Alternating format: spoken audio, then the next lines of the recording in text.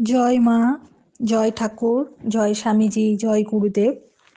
উদ্বোধন কার্যালয় থেকে প্রকাশিত স্বামী পরমানন্দ প্রতিদিনের চিন্তা ও প্রার্থনা এই বইটি থেকে বছরের প্রতিটি দিনই পাঠ করার চেষ্টা করব।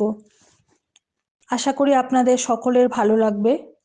দিব্যত্রয়ীর কৃপা শান্তি, কৃপা পরশ, প্রেমাস্পর্শ, তাদের ভাব আমাদের সকলের মধ্যে ছড়িয়ে পড়ুক, এই প্রার্থনা নিয়ে আমরা শুরু করছি আজ থেকে প্রতিদিনের চিন্তা ও প্রার্থনা স্বামী পরমানন্দ এই বইটির জানুয়ারি মাসের 1 জানুয়ারি থেকে পাঠ শুরু হচ্ছে। সকলকে সাথে থাকার জন্য অনেক অনেক ধন্যবাদ। যদি আপনাদের এই পাঠ ভালো লাগে অবশ্যই আমাদের চ্যানেলটিকে সাবস্ক্রাইব করবেন এবং অন্যান্য সকলের সঙ্গে শেয়ার করবেন।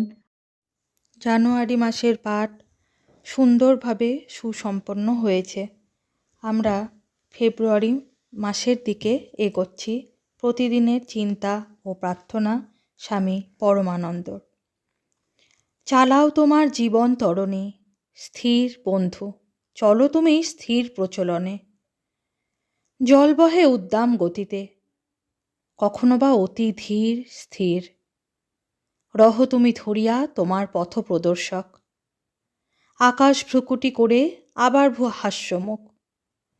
ধরো তুমি সযতনে যন্ত্র প্রদর্শক, বায়ু বহে গর্জন প্রকটন রবে, আবার সে হয় যে নীরব। ধরো তুমি দৃঢ় হস্তে তবে যন্ত্র প্রদর্শক, চলো তুমি ধরো হাল দৃঢ় হস্তে। স্থির গতি ধীর গতি হও অগ্রসর।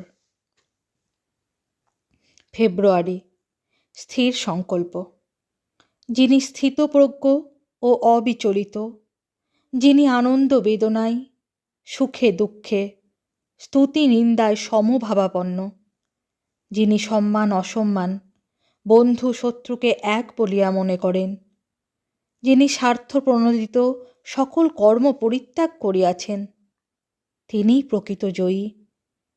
এবং যিনি গুণাতীত হইয়া অচলা ভক্তির সঙ্গে আমারই সাধনা করিতেছেন, তিনি সত্যি সেই পরম পুরুষের সঙ্গে যুক্ত হইতে পারিবেন। ভগবদ্গীতা।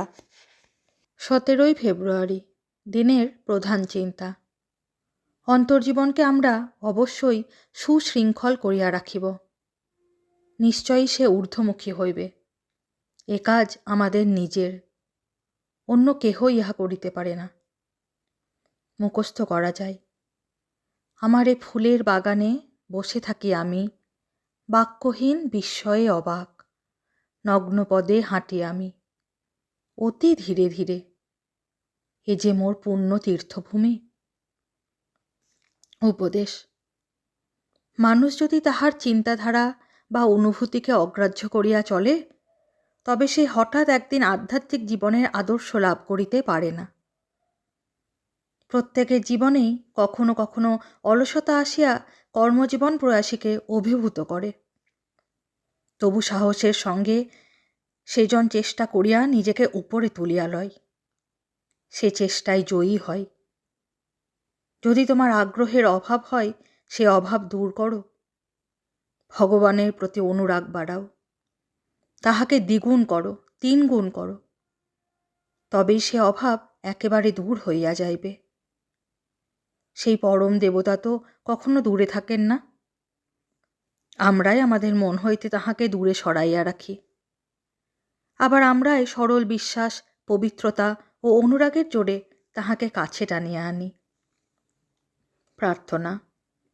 হে দয়াল প্রভু, আমার চিন্তা ও কর্মকে সকল কলুষ হইতে তুমি মুক্ত করো। তারা যেন প্রতি পদক্ষেপে তোমারই সত্যকে প্রকাশ করিতে পারে। আমার জীবন যেন তোমার সাথে সম্পূর্ণ সাবলীল ছন্দে চলে। তোমার সেবায় আমি যেন কখনো ক্লান্ত না হই। তোমার প্রতি আমার ভক্তি ও অনুরাগ যেন কদাচিৎ হ্রাস না পায়। ওম শ্রী রামকৃষ্ণার্পণমস্তু।